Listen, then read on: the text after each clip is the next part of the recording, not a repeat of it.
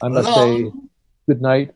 Thank you, Peter. I love reading The Old Lady, and I love so I'm looking forward to next time, please. But this is important to me, so I've got to say good night now.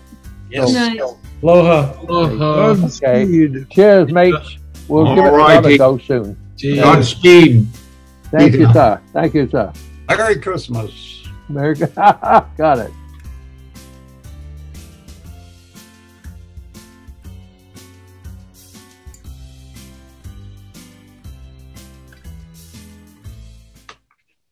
The order of the coronation. The order of the coronation. A lively flourish of trumpet. And two judges, the Lord Chancellor with the first, faith for him, chorister, singing, music, the Lord Mayor bearing his mace, in the garter, a coat of arms on his head, a gilt copper crown, Marquis Dorset bearing a scepter of gold on his head, a demi-coronal of gold with him, Surrey bearing the rod of silver with the gold, crowned with an earl's coronet, collars of SS, Suffolk, in his robe of estate, his coronet on his head, bearing a long white wand, his high steward, with him, Norfolk, with the rod of marshalship, the coronet on his head, collars of SS, a canopy borne by four of distinct poets. Under it, Queen Anne in her robe, in her hair richly adorned with pearl, crown. On each side her, the Bishops of London and Winchester. The old Duchess of Norfolk, in a coronal of gold wrought with flowers, bearing Queen Anne's train. Certain ladies or countesses of fame circlets of gold without flowers, they pass over the stage in order and state. Scene 2, Tim Bolton. Enter Catherine, the Dowager, sick, led between Griffith, her gentleman usher, and Patience, her woman. How does your grace? Oh, Griffith, sick to death. My legs like leaden branches bow to the earth, willing to leave their burden. Reach a chair. So now methinks I feel a little ease. Didst thou tell me, Griffith, in thou lettest me, that the great child of honor, Cardinal Wolsey, was dead? Yes, madam, but I think your grace, out of the pain you suffered, gave no ear to it. Prithee, good Griffith, tell me how he died. If well, he stepped before me happily, for my example. Well, the voice goes, madam, that after the stout Earl of Northumberland arrested him at York, and brought him forward as a man sorely tainted. To his answer, he fell sick suddenly and grew so ill that he could not sit on the mule.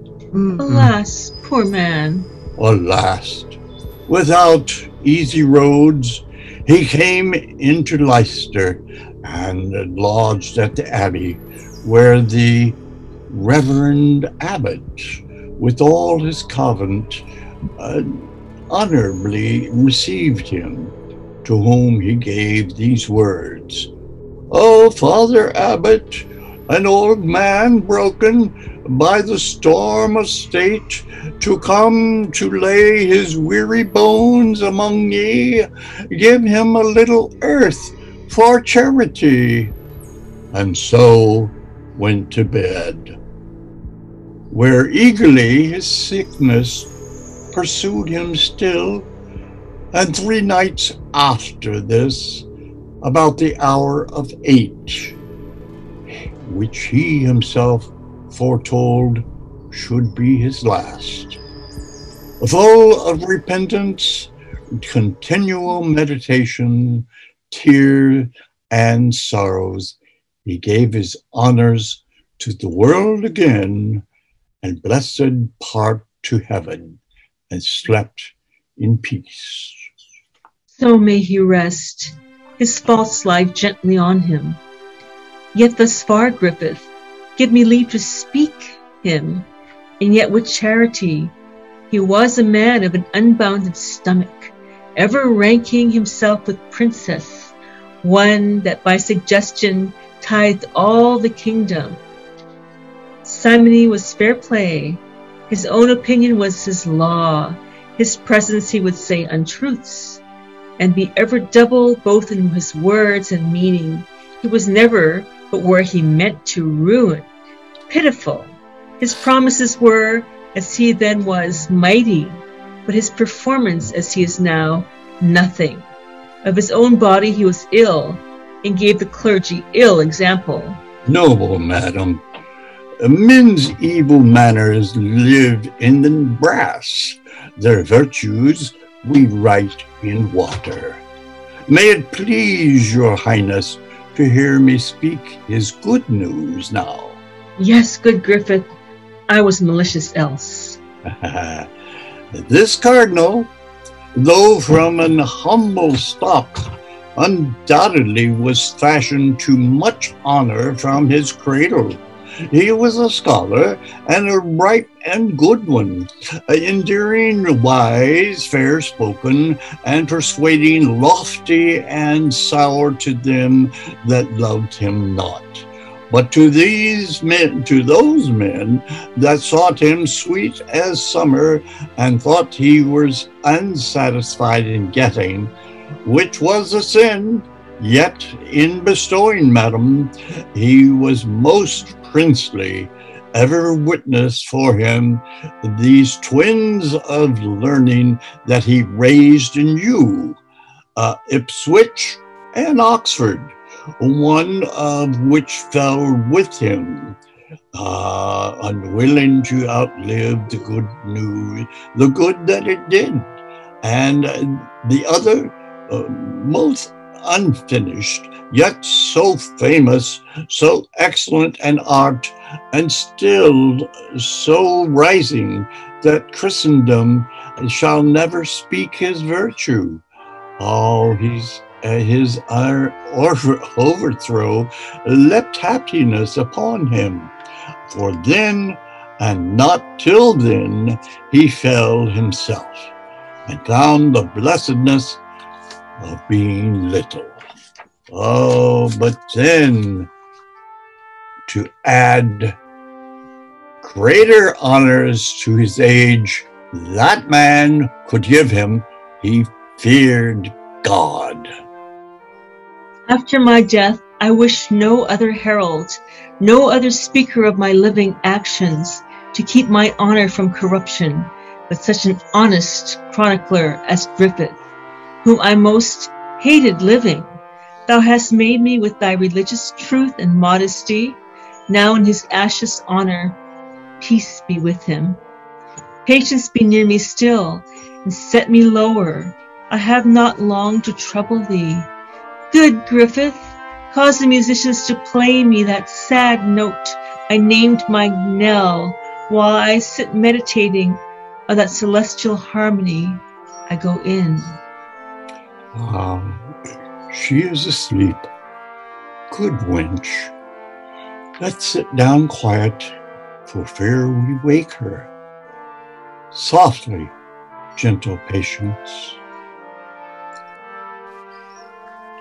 The vision enter, solemnly tripping one after another, 6 personages clad in white robes, wearing on their heads garlands of bay and golden visards on their faces, branches of bays or palm in their hands. They first conjure unto her, then dance. Then the sort changes. The first 2 hold a spare garland over her head, at which the other 4 make reverent courtesy.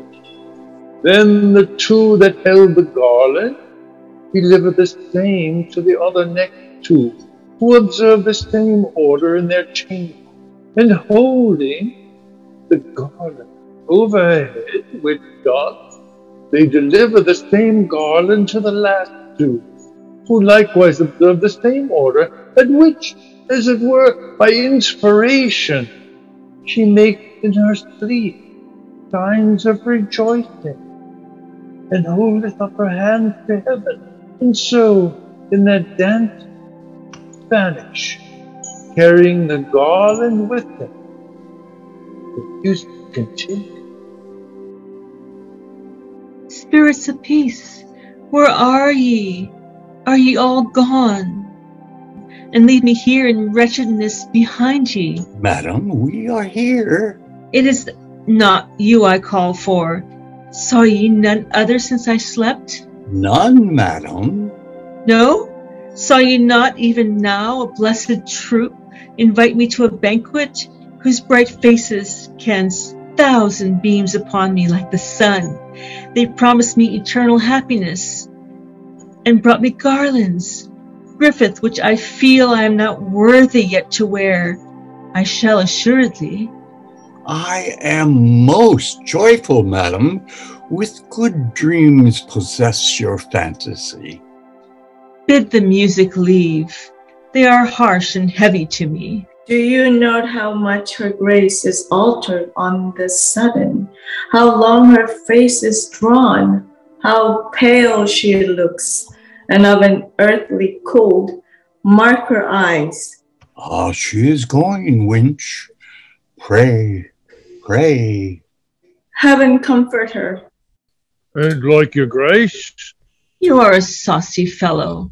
Deserve we no more reverence? You are to blame, knowing she shall not lose her wonted greatness to use so rude behavior. Go to, kneel. I humbly do entreat your highness pardon. My haste made me unmannerly. There is staying a gentleman sent from the king to see you. Admit him entrance, Griffith, but this fellow, let me ne'er see him again. Ah, If my sight fail not, you should be Lord Ambassador from the Emperor, my royal nephew, and your name, Capucius. Madam, the same, your servant. Oh, my lord, the times and titles now are altered strangely. With me first you knew me, but I pray you, what is your pleasure with me? Noble lady, first mine own service to your grace. The next, the king's request that I would visit you, who grieves much for your weakness, and by me sends you his princely commendations, and heartily entreats you take good comfort. Oh, my good lord, that comfort comes too late. 'Tis like a pardon after execution. That gentle physic given in time had cured me, but now I'm past all comforts here, but prayers.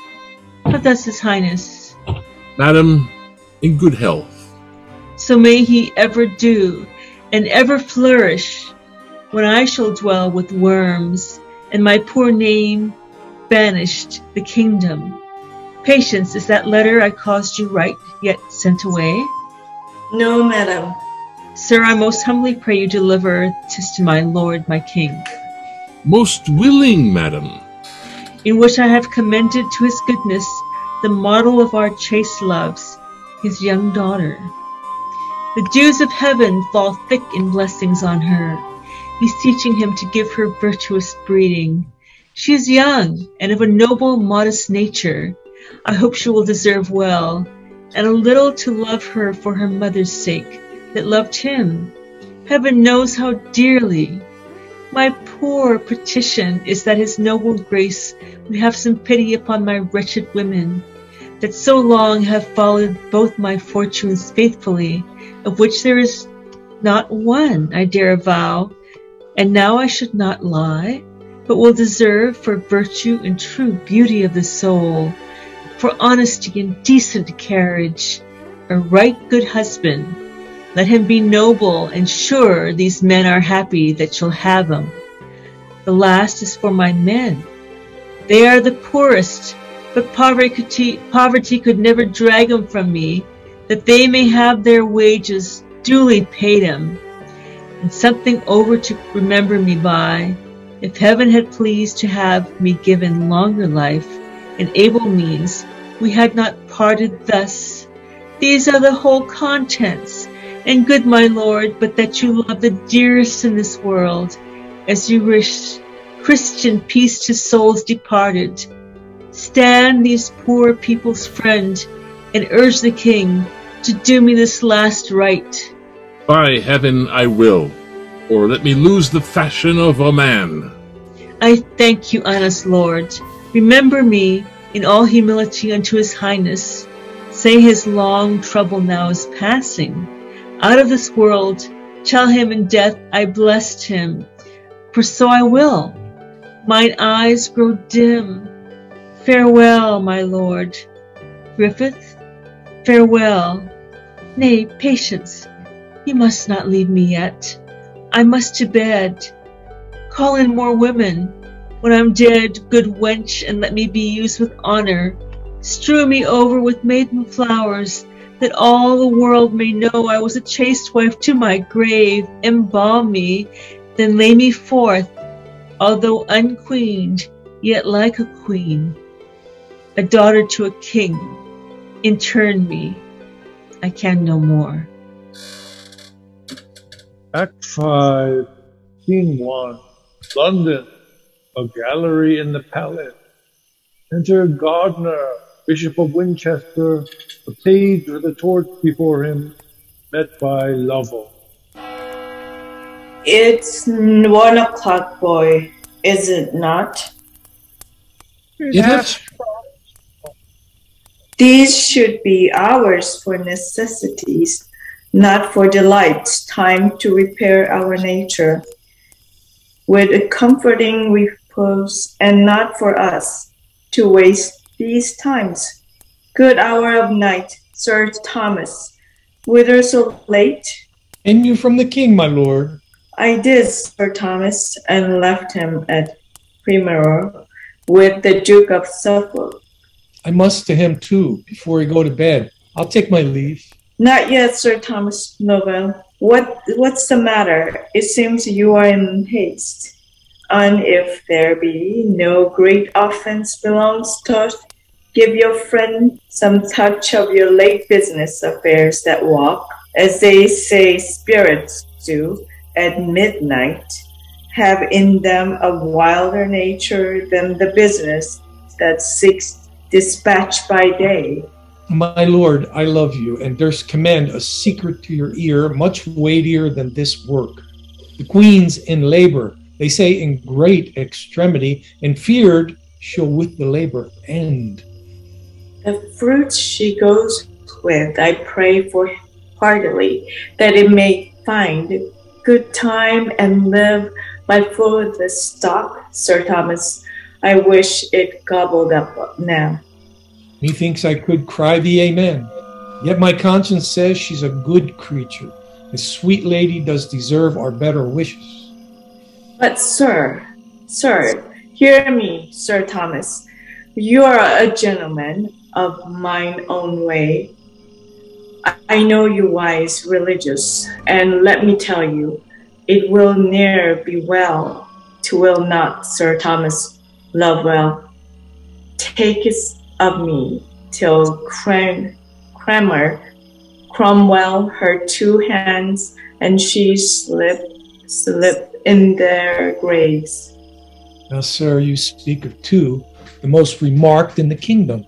As for Cromwell, besides that of the Jewel House, is made master of the rolls, the king's secretary. Further, sir, stands in the gap and trade of more preferments with which the time will load him. The archbishop is the king's hand and tongue, and who dare speak 1 syllable against him? Yes, Sir Thomas, there are that there, and I myself have ventured to speak my mind of him. And indeed, this day, sir, I may tell it to you, I think I have incensed the Lord, O the counsel that he is.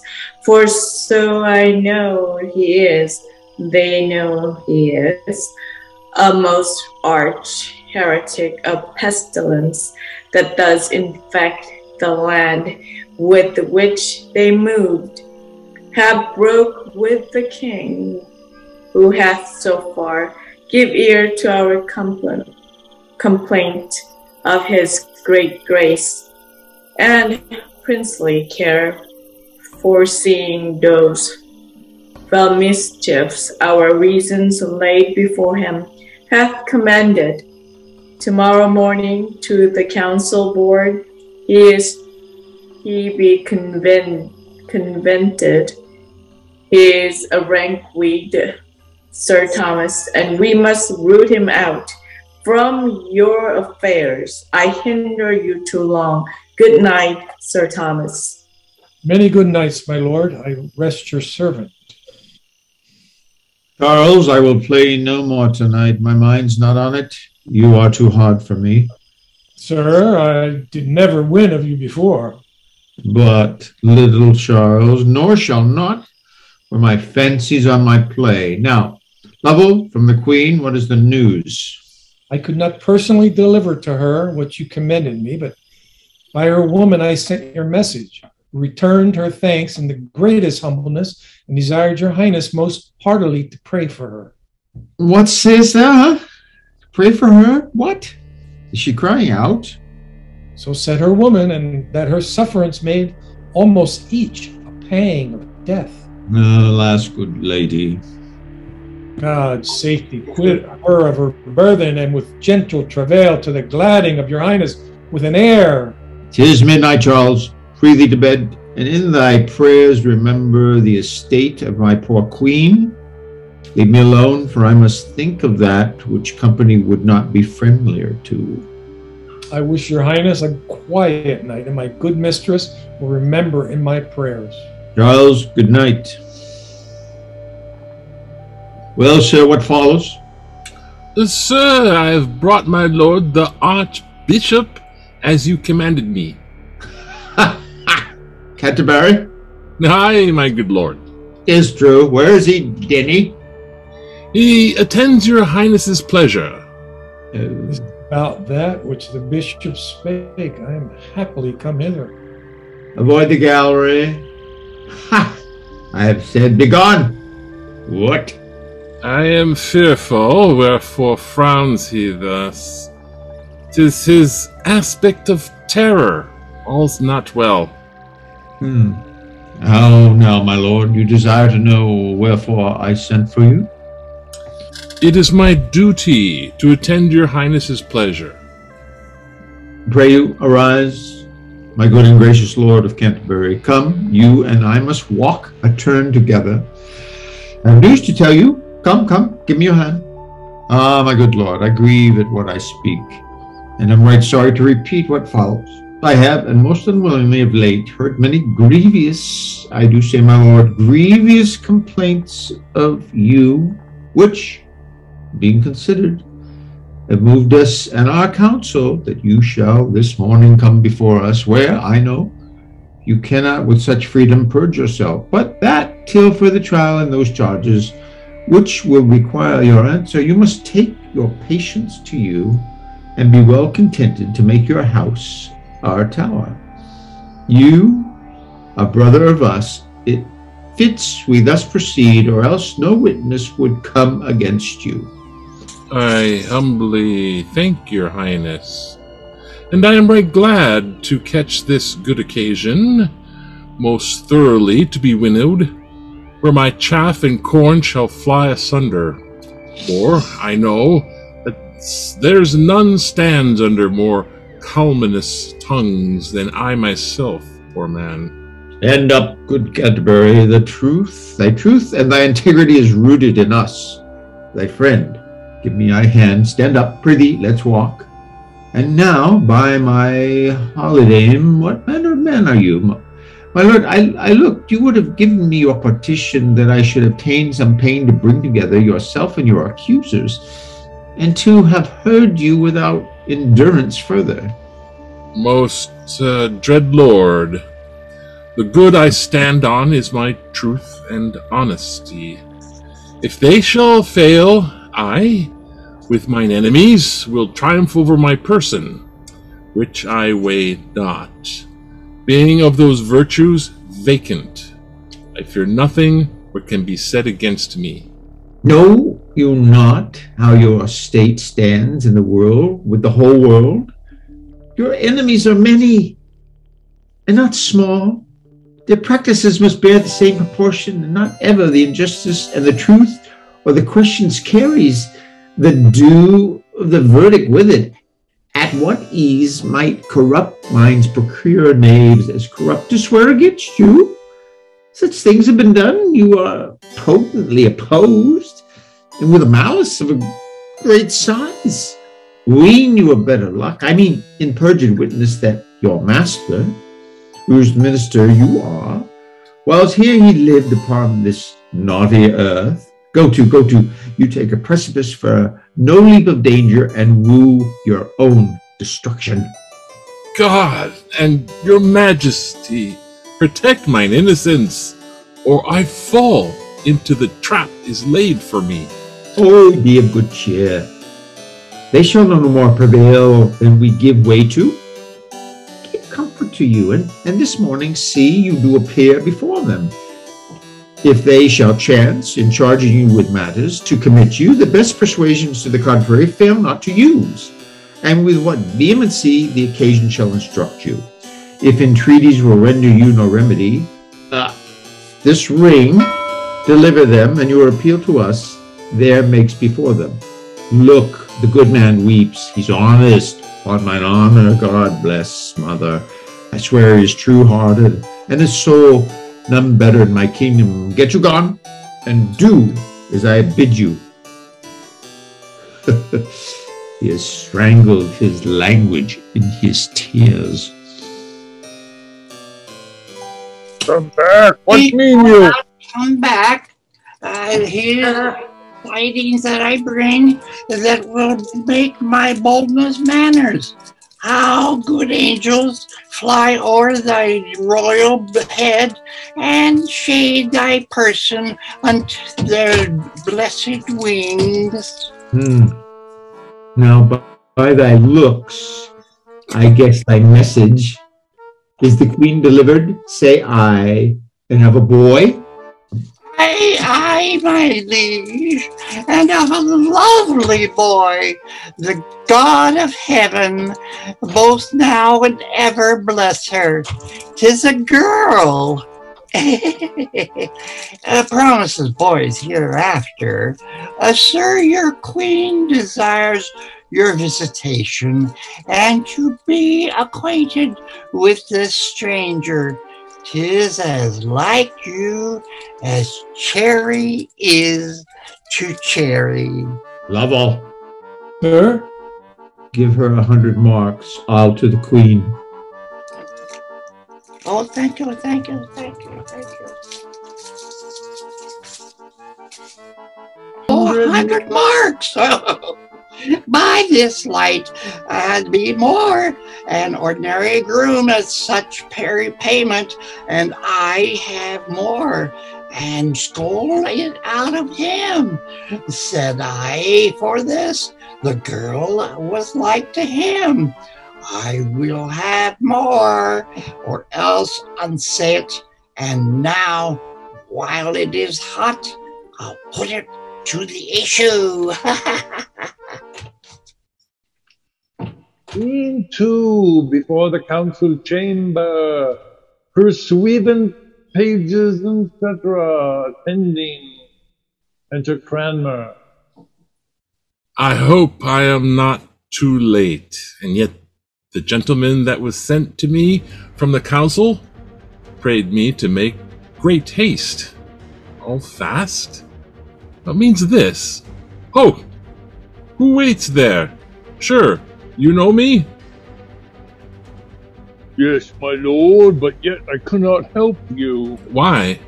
Your grace must wait till you're called for. So? This is a piece of malice. I'm glad I came this way so happily, the king shall understand it presently. 'Tis but the king's physician, as he's passed along, how earnestly he casts his eyes upon me. Pray heaven he sound not my disgrace.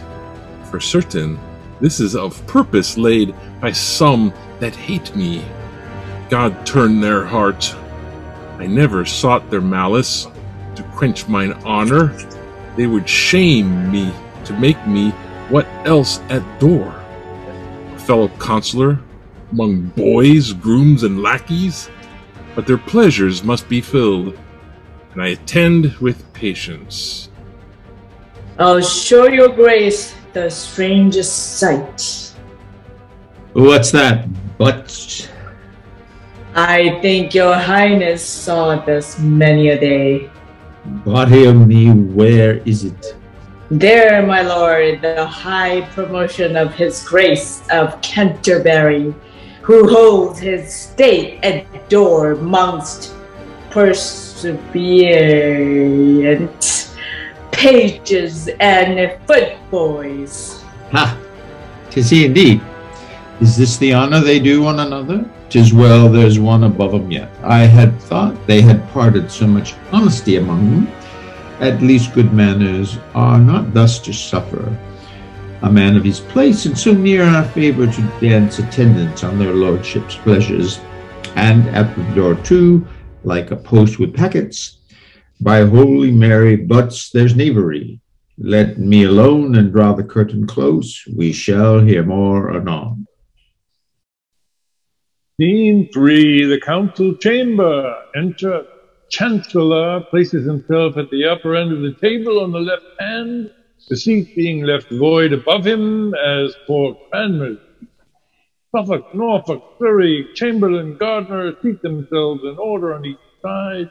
Cromwell at the lower end as secretary, keeper at the door. Speak to the business, Master Secretary. Why are we met in council? Please, your honors, the chief cause concerns his grace of Canterbury. Has he had knowledge of it? Yes.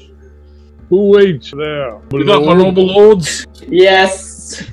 My Lord Archbishop, and has done half an hour to know your pleasures. Let him come in.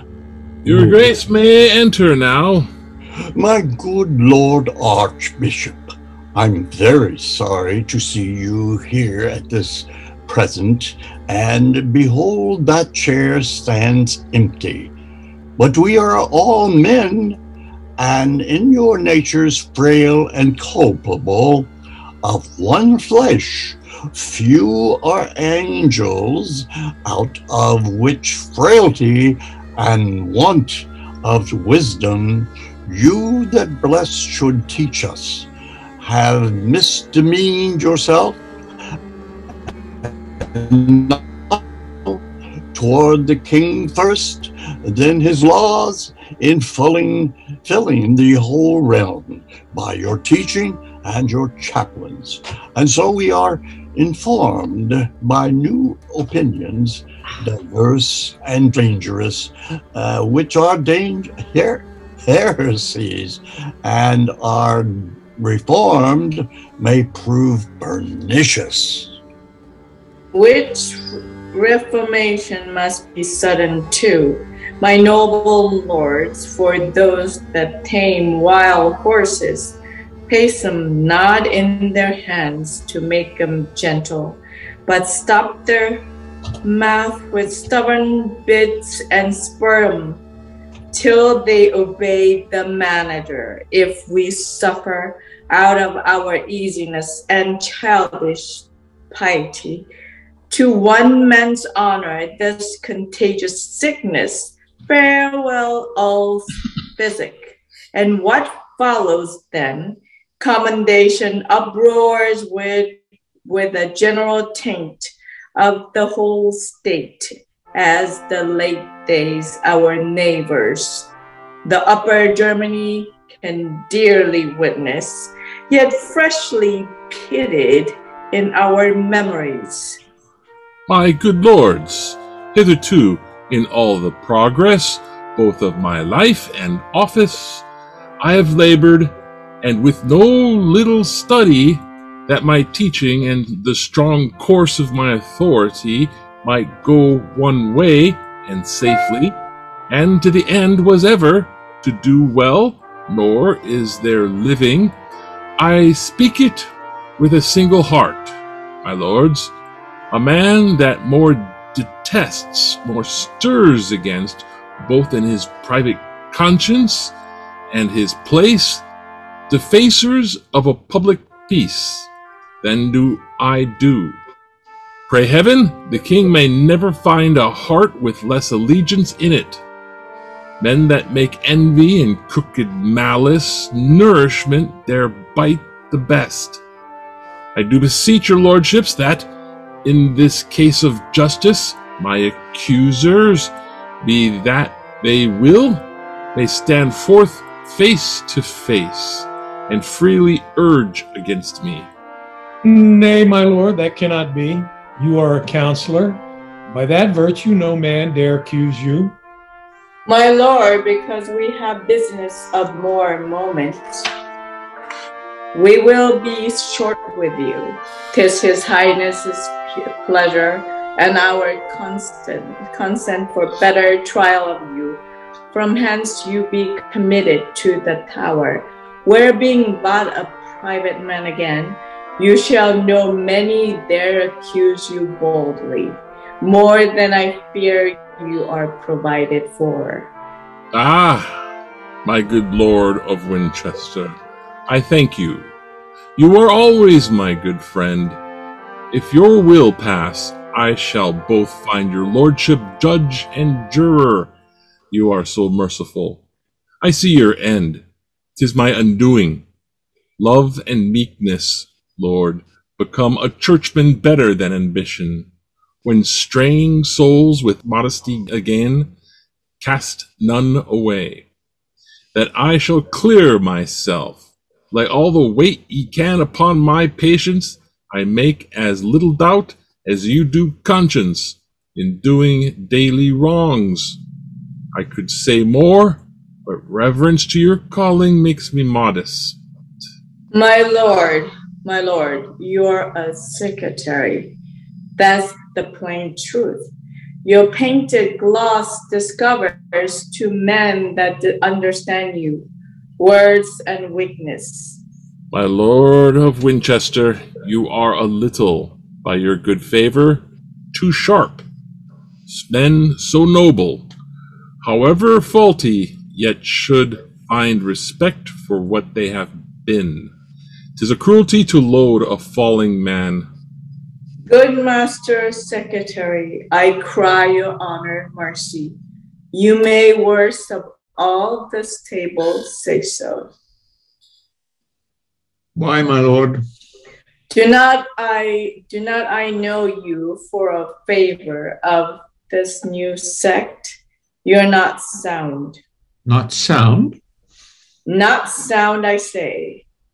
Would you were half so honest. Men's prayers that would seek you, not their fears. I shall remember this bold language. Do. Remember your bold life, too. Oh, this is too much. Forbear, for shame, say, my lords. I have done. And I. Then thus for you, my lord, stands agreed. I take it by all voices that forthwith you be conveyed to the tower a prisoner, there to remain till the king's further pleasure be known unto us. Are you all agreed, lords? We are. Yeah. Is there no other way of mercy? But I must needs to the tower, my lords? What other would you expect? You are strangely troublesome. Let some regard be ready there. For me? Must I go like a traitor thither? Receive him and see him safe the tower. Stay, good my lords. I have a little yet to say. Look there, my lords, by virtue of that ring, I take my cause out of the grips of cruel men and give it to a most noble judge, the king, my master. This is the king's ring. No suffet, no counterfeit. 'Tis the right ring, by heaven. I told you, when we first put this dangerous stone a-rolling, we'd fall upon ourselves. Do you think, my lords, that the king will suffer but the little finger of this man to be vexed? 'Tis now too certain. How much more is this his life in value with him? Would I were fairly out on't. My mind gave me in seeking tales of information against this man whose honesty the devil and his disciples only envy at. Yea, blew the fire that burns ye, now have at ye. Dread sovereign, how much are we bound to heaven in daily things that gave us such a prince, not only good and wise, but most religious, one that in all obedience makes the church the chief aim of his honor, and to strengthen that holy duty out of dear respect. His royal self is in judgment comes to hear the cause betwixt her and this great offender. Yes, you were ever good at sudden commendations, Bishop of Winchester, but no, I come not to hear such flattery now. In my presence, they are too thin and bare to hide offences. To me you cannot reach, you play the spaniel. Think with wagging of your tongue to win me, but whatsoever thou takest me for, I'm sure thou hast a cruel nature and a bloody. Good man, sit down. Now let me see the proudest, he that dares most but wag his finger at thee. By all that's holy, he had better starve, that but once thinks this place becomes thee not. May it please your grace? No, sir, it does not please me. I had thought I had had men with some understanding and wisdom of my counsel, but I find none. Was it discretion, lords, to let this man, this good man, few of you deserve that title, this honest man waits like a lousy footboy at chamber door, and one as great as you are? Why, what a shame was this! Did my commission bid ye so far forget yourselves? I gave ye power, as he was counselor, to try him, not as a groom. There's some of ye, I see, more out of malice than integrity, would try him to the utmost. Had ye mean, which ye shall never have while I live. Thus far, my most dread sovereign, may it like your grace to let my tongue excuse all. What was purposed concerning the imprisonment was rather, if there be faith in men, meant for his trial, the fair purgation of the world, than malice, I'm sure, in me. Well, well, my lord, respect him, take him, and use him well. He's worthy of it. I will say thus much for him. If a prince may be beholding to a subject, I am for his love and service, so to him. Make me no more ado, but all embrace him. Be friends, for shame, my lords, my lord of Canterbury. I have a suit which you must not deny me. That is a fair young maid that yet wants baptism. You must be godfather and answer for her.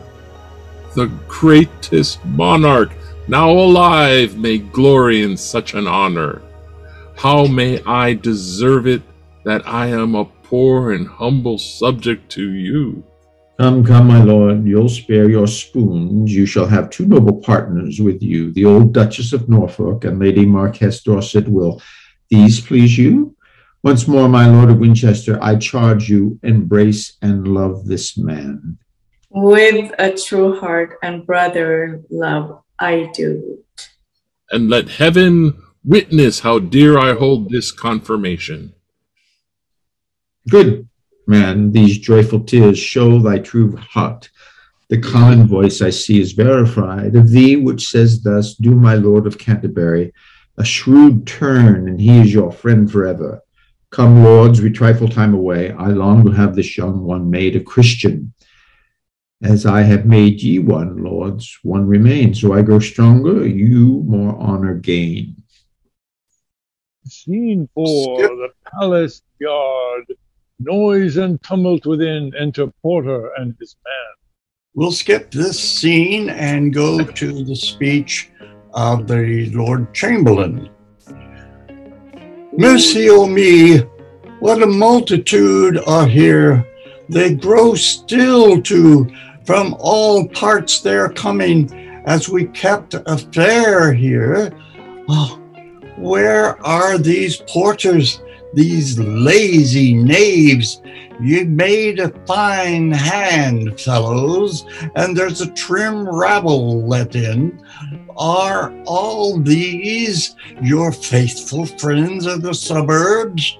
We shall have great store of room, no doubt, left for the ladies when they pass back from the christening. And please your honor, we are but men, and what so many may do, not being torn to pieces, we have done, an army cannot will 'em. As I live, if the king blame me for it, I'll lay ye all by the heels, and suddenly, and on your heads, clap round fines for neglect. You lazy knaves, and here ye lie baiting off bombards, when you should do service. Hark, the trumpet sound. They're come already from the christening. Go, break among the press and find a way out to let the troop pass fairly, or I'll find a marshal see they'll hold ye play these 2 months. Make way there for the princes. Ye great fellow, stand close up, or I'll make your head ache. You either camel, get up of the rail, I'll pack you o'er the pulse else. Scene 5, the palace. Enter trumpets sounding, then 2 aldermen, Lord Mayor, guard of criminals, county staff. The troop pass about stage, and the Garter speaks. Garter. Heaven from the endless goodness send a prosperous life, long and ever happy, to the high and mighty Princess of England, Elizabeth. And to your royal grace and the good queen, my noble partners and myself thus pray. All comfort, joy in this most gracious lady, heaven ever laid up to make parents happy, may hourly fall upon ye. Thank you, good Lord Archbishop. What is your name? Elizabeth. Look, stand up, Lord. With this kiss take my blessing, God protect thee, into whose hand I give thy life. Amen. My noble gossips, ye have been too prodigal, I thank ye heartily. So shall this lady when she has so much English. Let me speak, sir. For heaven now bids me, and the words I utter, let none think flattery, for they shall find 'em truth. This royal infant, heaven still move about her. Through in her cradle, yet now promises upon this land 1,000,000 blessings, which time shall bring to ripeness. She shall be, but a few now living can behold that goodness, a pattern to all princes living with her, and all that she shall succeed. Saba was never more covetous of wisdom and fair virtue than this poor soul shall be. All princely graces that mold up such mighty peace as this, with all the virtues that attend the good, shall still be doubled on her. Truth shall nurse her. Holy and heavenly thoughts still console her. She shall be loved and feared, her own shall bless her. Her foes shall shake like the field of beaten corn, and hang their heads with sorrow. Good grows with her. In her days every man shall eat in safety under his own vine what he plants, and sing the merry songs of peace to all his neighbors. God shall be truly known, and those about her from her shall read the perfect ways of honor, and by those claim their greatness, not by blood. Nor shall this peace sleep with her, but as when the bird of wonder dies, the maiden phoenix, her ashes new create another air, as great in admiration as herself. So shall she leave her blessedness to one, when heaven shall call her from the cloud of darkness, who from the sacred ashes of her honor shall star-like rise, as great as in fame as she was, and so stand fixed peace, plenty, love, truth, terror, that were the servants to this chosen infant, shall then be his, and like a vine grow to him. Wherever the sun of heaven shall shine, his honor and the greatness of his name shall be, and like new nations he shall flourish, and like a mountain cedar reach his branches into all plains about him. Our children's children shall see this and bless heaven. Thou speakest wonder. She shall be, to the happiness of England, an aged princess. Many days shall see her, and yet no day without a deed to crown it. Would I had be known no more, but she must die, but the saints must have her, yet a virgin, a most unspotted lily, shall she pass to the ground, and all the world shall mourn her.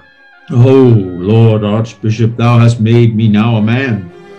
Never before this happy child did I get anything. This oracle of comfort has so pleased me that when I am in heaven, I shall desire to see what this child does and praise my Maker. Thank you all, to you, my good Lord Mayor, and you, good brethren. I am much beholding. I have received much honor by your presence, and ye shall find me thankful. Lead the way, lords. You must all see the Queen, and she must thank ye. She will be sick else. This day no man thinks has business at his house, for all shall stay. This little one shall make it holiday. 'Tis 10 to 1, this play can never please all that are here. Some come to take their ease and sleep an act or two. Is this my line? Yes. An act or two, but those we fear we have frighted with our trumpets, so 'tis clear. They'll say 'tis not. Others to hear the city abused extremely, and to cry, that's witty, which we have not done neither. That I fear all the expected good were like to hear from this play at this time. It is only in the merciful construction of good women. For such a one we've shown 'em. If they smile and say 'twill do, I know within a while all the best men are ours, for 'tis ill hap if they hold when their ladies bid them.